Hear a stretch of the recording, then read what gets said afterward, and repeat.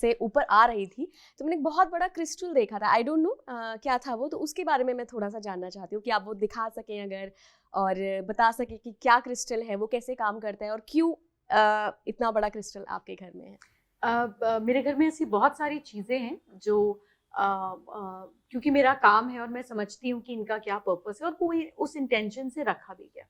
जैसे अगर आपके घर में मंदिर में शिव जी रखे हैं जी। और आप जब भी मंदिर से निकलेंगी तो आप यूँ हाथ जोड़ लेंगी। बिल्कुल। अब अगर आप अपने घर में अलग अलग 15, 20, 25 स्टैचूज खरीद लें छोटे छोटे लिंग के, बुक शेल्फ में भी लगा दें, अलमारी में भी लगा दें, तो इवेंचुअली आपका वो भाव नहीं उठेगा। क्योंकि जब कोई चीज जिस जगह पे जिस इंटेंशन से रखी जाती है तो वो उस इमोशन को इवोक करती है।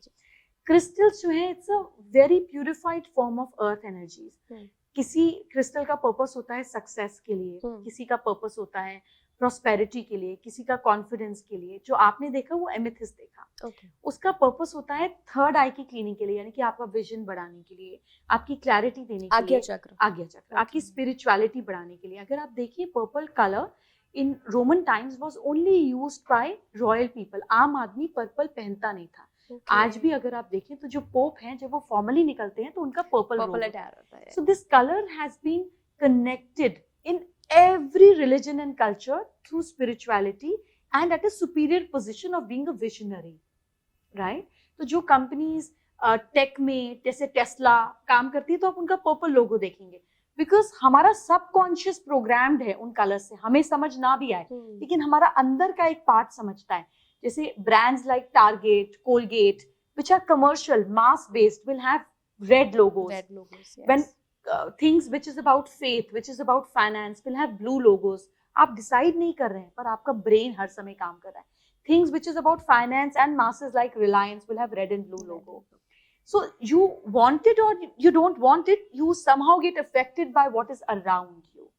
So amethyst is a crystal to increase your vision, to have a beautiful vision. And this amethyst that I got, I always believe that I cannot buy things. Things choose to come where they want to come.